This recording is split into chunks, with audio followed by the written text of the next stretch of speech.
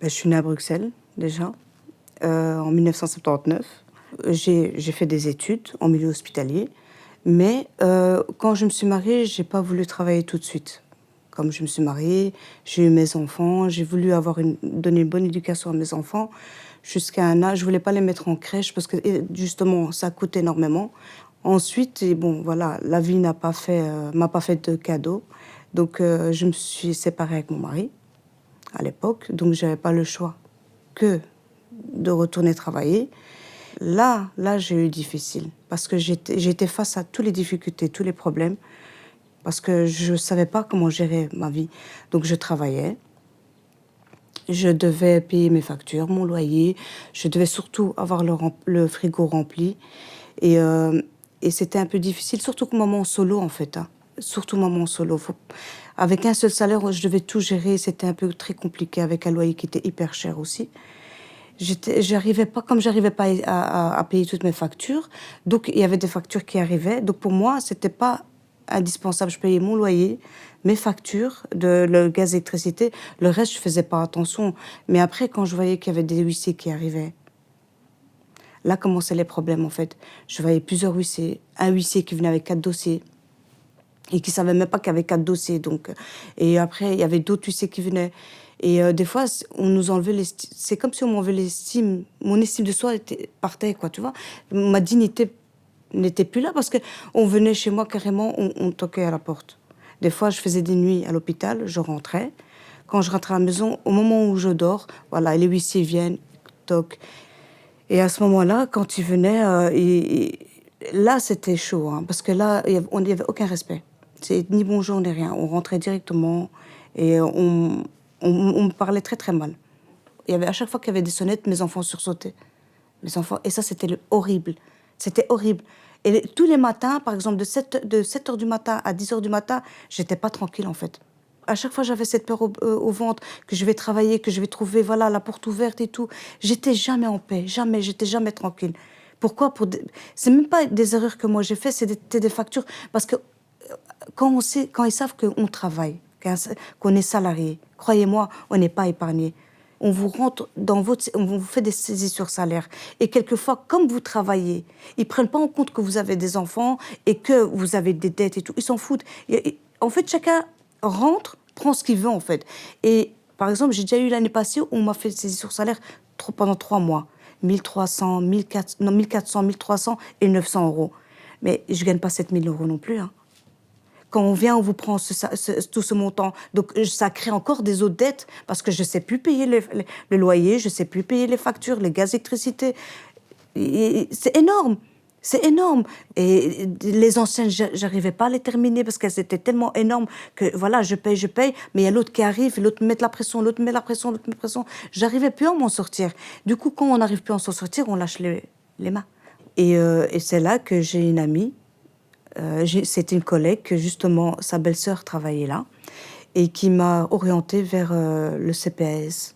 Tout de suite, on m'a mis en contact avec une psychologue, je pense, une médiation de dette. Je lui dis, voilà, moi, j'en peux plus, en fait. J'ai besoin d'aide. Il faut vraiment que tu trouves une solution avec moi, que j'aimerais payer, mais je ne sais pas tout payer. Et il y a des factures qui sont dans l'abus. Il y a des factures qui datent depuis 2001, 2000, qui allaient dans mon autre adresse. J'ai essayé plusieurs fois. Avec l'État, j'ai essayé plusieurs fois d'envoyer en recommandé, téléphoner, pour partager la facture. Rien. On ne vous écoute pas, on vous fait directement des saisies sur salaire. Donc voilà, quand j'ai été chez la médiation de dette, elle m'a dit que ton cas il est un peu difficile, c'est quand même il y a un peu trop. Et ensuite, elle m'a orientée vers la collectif de dette. Et le premier rendez-vous, j'ai été mais à contre-cœur. Parce que c'est quand même, on n'est pas soutenu non plus, hein, parce que quand même, il y a quelque part où j'ai pas envie d'en parler autour de moi, parce que il y a un peu une petite honte, une petite gêne, quoi. Donc j'ai quand même été chez elle, qui m'a mis tout de suite à l'aise. Et je me rappellerai qu'il y a une phrase franchement, qui m'a touchée. Elle m'a dit, c'est rien, hein. C'est pas quelque chose d'énorme, hein. Il y en a, c'est une dette, oui, mais c'est pas dans ton cas à toi, donc il y a moyen de payer ça.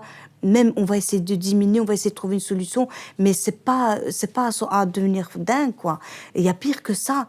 Et ça m'a un peu calmée. Je dis: «OK, mais moi, je veux pas qu'on prenne tous mes factures, je veux pas qu'on prenne tout, je veux pas qu'on prenne tout mon salaire», par exemple, et qu'à la fin, je me retrouve avec 20 €. Elle me dit: «Mais qui vous a dit ça?» J'ai dit: «Bah, c'est ce que j'ai entendu». Elle m'a dit: «Mais pas du tout». Elle m'a dit: «Vraiment pas. Justement, on est là pour le bien-être des personnes, pour que justement vous ayez une vie sociale. Et c'est là qu'elle m'a un peu expliqué comment ça se déroulait, qu'ils prenaient une partie, donc le salaire était versé chez eux, mais qu'ils prenaient juste une partie, qui payaient les factures les plus urgentes, les plus anciennes, et après les plus récentes. Et après, j'ai quand même hésité. La deuxième fois, je suis retournée chez elle. Elle m'a dit: «Écoutez», elle m'a réexpliqué encore le cas. Je lui ai dit: «Écoutez, j'ai un peu peur». Elle me dit: «Tu verras que tu seras bien». Elle m'a dit: «Parce qu'il y a 2 cas. Il y a un cas où je peux, moi, payer mes factures, donc on divise les factures à 10 €, 10 €, 20 € et tout ça. Mais elle m'a dit: «Tu C'est interminable. D'ici 20 ans, tu vas encore payer ces factures». En réfléchissant, franchement, tête reposée et tout, je me suis dit: «Bon, je retrouve une dignité, je retrouve, la paix morale, c'est le plus important». Je me dis: «Bah, tu sais quoi? Allez, je discute même plus». Et j'ai repris contact avec elle. J'ai dit: «Ben, ça va, je suis avec toi. On fera ce qu'il faut, quoi», tu vois? Du moment que tout sera payé. Franchement, je suis très, très, très contente.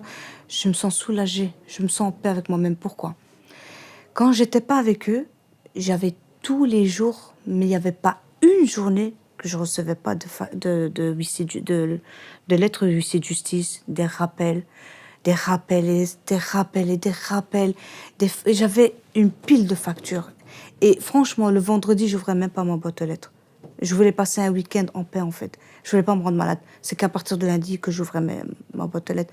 Et ça a duré des années. Mais depuis que je suis rentrée avec Ophélie, franchement, la vérité, elle a su me comprendre, elle m'a compris. Elle m'a soulagée. Et surtout, parce que moi, je lui ai beaucoup parlé de mes enfants, que mes enfants n'étaient pas d'accord, ne comprenaient pas la situation. Et elle a convoqué, elle a parlé avec le grand surtout. Elle a parlé avec lui, elle lui a expliqué vraiment là comment, la situation, pourquoi il faut passer par la collectif de dette, pourquoi il faut aider sa maman, au moins une petite partie, tout ça. Et ce jour-là, quand il est revenu, mais là, pas, vous connaissez les jeunes, hein, ils vont pas trop expliquer, mais j'ai vu qu'il est venu chez moi, mais apaisé, comme ça, avec un sourire. Même depuis là, il comprend mieux la situation, il parle avec moi autrement. Il a compris un peu, parce que ça reste quand même un jeune, malgré qu'il a 26 ans, c'est un jeune garçon, quoi. Il comprenait pas. Ils sont jamais passés par des situations comme ça, à part qu'ils voyaient moi, quoi. Mais non, franchement, je suis contente. La vérité, je pense que je suis bien partie avec eux.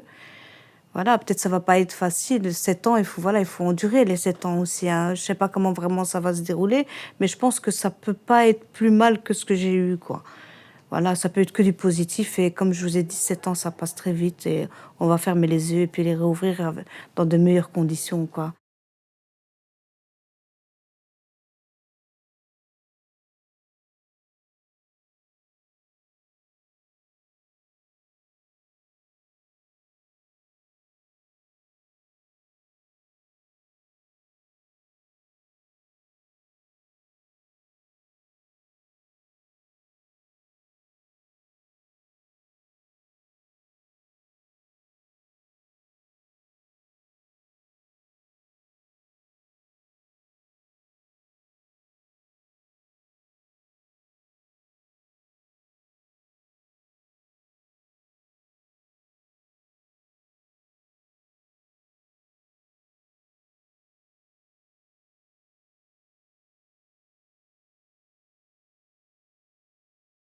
Een initiatief van de federale overheid.